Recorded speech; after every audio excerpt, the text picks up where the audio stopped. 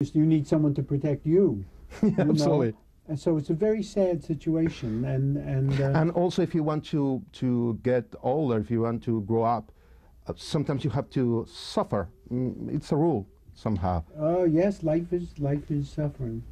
Unfortunately, it's a Darwinian struggle, and not very pleasant. And, Absolutely.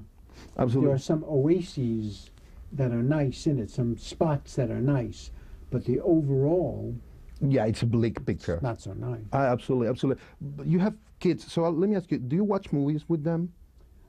Not too much. I try and show them movies now and then. I've showed them a couple of Marx Brothers movies, which they like, and some Charlie Chaplin.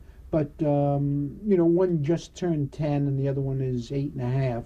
I'm just beginning to show them a couple of things. I don't want them to go into show business. Yeah, it's a good idea. To imitate me. I want them to become something substantial, teacher, Save life. lawyer, a doctor, something worthwhile. solid.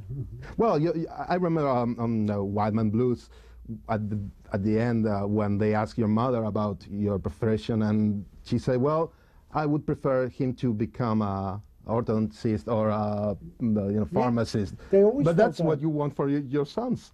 Yes, I would prefer that, because the show business is a very, very difficult business, and it's strictly dependent on luck.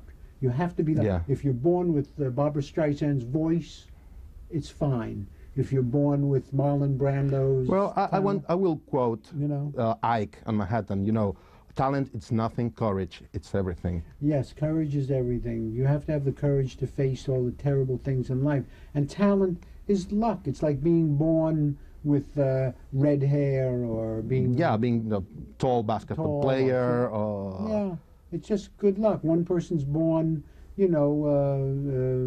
whatever. Elizabeth Taylor's born, she's very beautiful. Good luck. It's no Yeah, but achievement. also you have to nurture. If you have talent, you have to nurture that.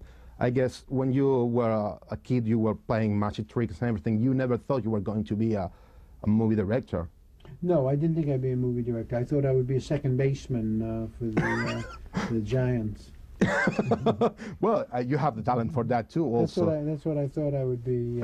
But when I became a teenager, and I started to, people thought I was very amusing, and I all of a sudden started to write jokes, and immediately people wanted to buy them. Professionals wanted to. Me, I was 16. I was in high school. And it was just good luck. If I couldn't do that, I don't know what job I would have had. As I said, I was thrown out of college. I would have been a taxi cab driver or a messenger. I'm not fit to be a doctor or a lawyer or a teacher or anything. I would have had a common job. But there was a moment when there was a struggle. You have a struggle trying to become a writer.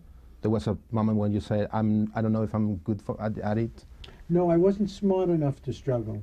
I thought I could do it immediately, and it was born out. The minute I wrote jokes, everybody wanted to buy them. They thought, "Oh, this is funny, and when I was 16 years old, I was making more money than my father and my mother. I was writing for television and radio, and so I was very successful. Right away. I could say safely that I've never worked a day in my life. I've never... You have worked every day of your life. But I've never really worked. You never felt so. I enjoy it. Yeah. So I've never done a day's work in my life. I like to write. I like to write movie scripts. I like to write jokes. I like to direct. And people pay me to do it. It would be like paying me to play for the Yankees, or paying me to play, Well, if you are a sport player, your life as a sport player, it's like, what, 10 years? It's short. It's short. Yes. Your flame burns very brightly. It's very much like models, adult film actors. You see soccer players. It's always short. Film actors can have, Paul Newman. These people can have. If you're sensible, you can have a long life. If you're talented, but it's pure luck. Pure luck. Do you feel you have been lucky? I've been completely lucky. Completely lucky. I'm 73 years old. I've never spent one day in the hospital in my life. I seem to be fine, at least to this moment. I have a nice wife. I have 2 nice kids. I've always been employed my whole life. And also you create opportunities for other people, which is a really good thing to think about. Yes, I do create opportunities. That's good luck. I mean, I make a film, and so there's much employment. Or I put on a Yeah. show, and there's employment. But that's good luck. I mean, that's one of the nice benefits. And let me ask you, I know that your first movie that you saw was Snow White. Yes, when I was a little boy. So, and you have a reference about that on Annie Hall. So I guess that's where all that thing about reality and fantasy, clashing started. Well, when I grew up in a lower middle class family, no money and lower middle class. And when you went to the movies, you saw all these people who lived in penthouses and had tuxedos and drank champagne, and women with fur coats, White telephones. White telephones. It was just a different life, and this was a nice life, not like where I lived. I lived in a little rat hole. In Jersey, you mean? And and all the men in the movies were amusing and charming. Not under a roller coaster. That's a myth. No, they were right. And the women were all beautiful, and the stories all ended happily. Yeah. Everybody was funny. The men were all heroes, and it was great. And Stuff like My Man Shot Free, that kind of a girly like cabin movies. Perfect. I love that. Perfect. And that's the kind of life you like to live in. You don't like to go home to my mother and father, and or worse, to the school. Table and school. School was hell. And the spaghetti and not caviar, spaghetti. Right. These people are popping champagne corks and they have butlers and it's a different life. And so that was very very seductive for me. So let me ask you this. We are talking about Vicky Cristina Barcelona, which has been released in Latin America in the last weeks. But then we are like 2 movies. I mean, you are 2 movies ahead. Right.